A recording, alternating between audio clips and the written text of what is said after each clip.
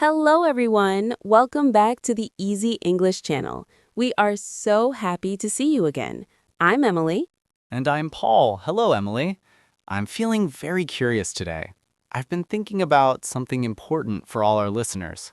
Oh, what is on your mind, Paul? Is it about our next trip or maybe a new hobby? Not exactly. I was talking to some English learners yesterday, and they all asked the same question. Paul, how can I stop translating in my head? It makes me feel so slow. That is the big question. Many students think in their native language first, then try to change it to English word by word. It's like building a wall and then knocking it down again. Right, and it takes so much energy.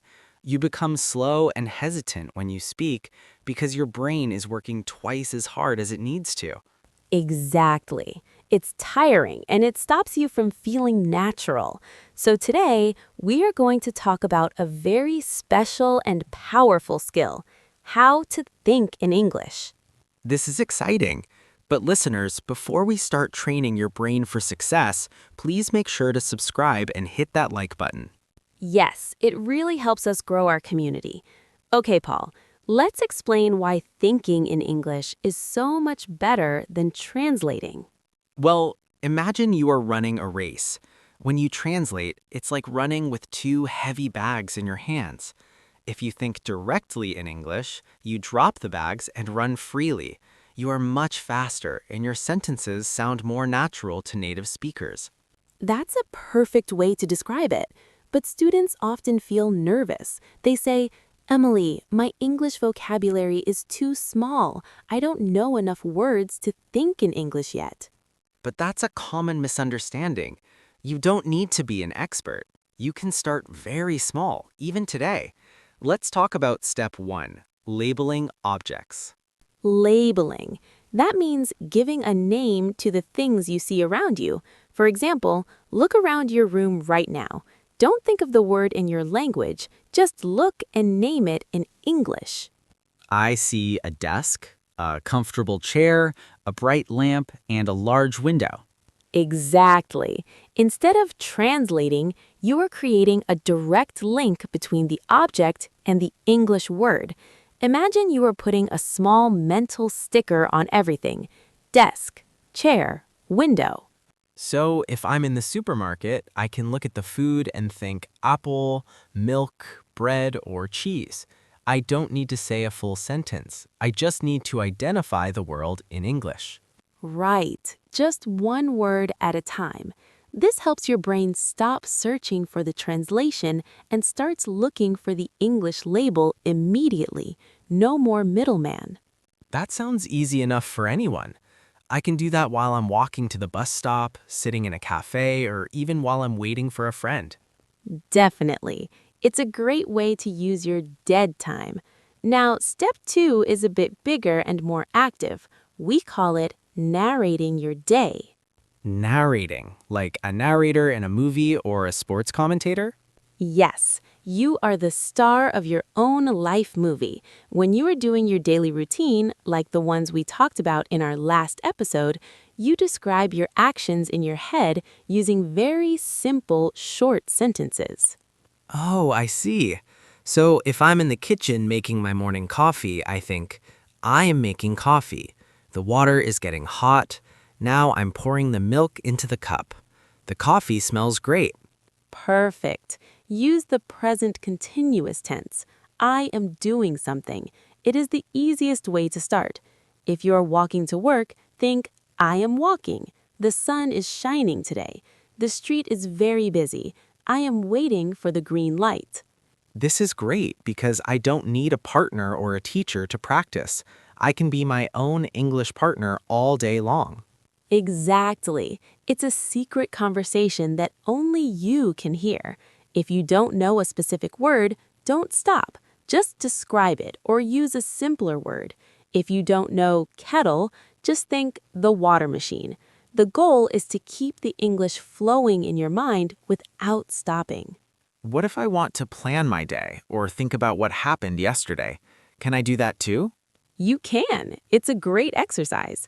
Before you go to sleep, you can narrate your plans. Think, tomorrow I will wake up early. I will go to the gym. After that, I will meet my boss. Or I can reflect on my day. Today was a busy day. I finished my reports. I had a nice lunch with Sarah. Exactly. Keep the sentences short and clear. Don't try to use difficult grammar or long words. Think simple is the most important rule for beginners. Okay, so step 1 is labeling objects. Step 2 is narrating my day. Now, what is the final step, step 3? Step 3 is the most advanced, but it's where the real magic happens. Inner dialogue. Inner dialogue. That sounds like I'm having a real discussion with myself in my head. Yes, instead of just describing what you are doing, you start making choices, asking yourself questions, or sharing your opinions in English. For example, if I'm at a restaurant looking at a long menu, I should think to myself, am I hungry for pasta or am I hungry for a salad? I think the pasta looks delicious today, but the salad is healthier. Okay, I will choose the salad. Exactly. You are practicing a real conversation before you even speak to the waiter.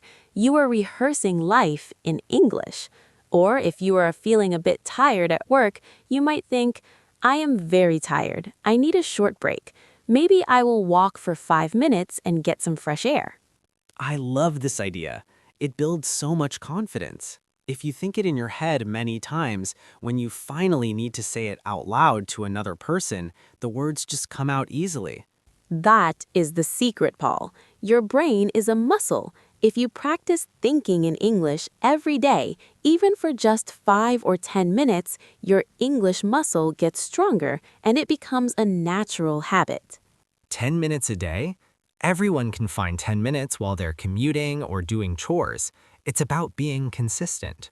Start small. Don't try to do it all day at first. Maybe just do it while you're brushing your teeth in the morning or while you're waiting for the elevator at work. I have a question, Emily. What about the internal critic? You know, that voice that says, your grammar is wrong. That's the wrong verb. Should I stop and check a dictionary?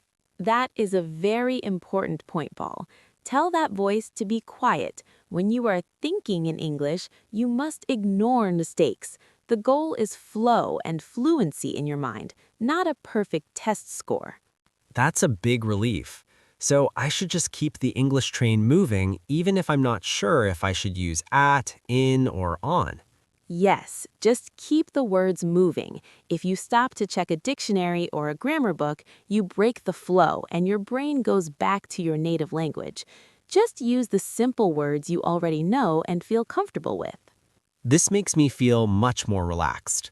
Thinking in English is like a fun game you play in your own private world. It is, and the more you play this game, the more fluent you will become in real conversations. Let's recap our 3 steps for our listeners one more time. Let's do it. Step 1. Label objects around you. Use single words like table, tree, bus. Perfect. And remember, listeners, this is the best homework because it's free and you can do it anywhere. You don't need a book, you just need your mind. We have a challenge for our friends today. After this podcast ends, try to think in English for just 5 minutes. Don't use your phone, just look around and think. Yes, and then come back and tell us in the comments what was one thing you thought about in English. Did you label something in your office? Did you narrate your walk? We are so excited to hear about your inner English voice. It might feel a little strange or difficult on the first day, but please keep trying. It gets easier every time. You can do it. We believe in you. Thank you for joining us on the Easy English channel today. Remember, thinking in English is the fastest way to speaking English fluently. Have fun talking to yourself in English, everyone. We will see you in the next episode. Goodbye. Bye-bye.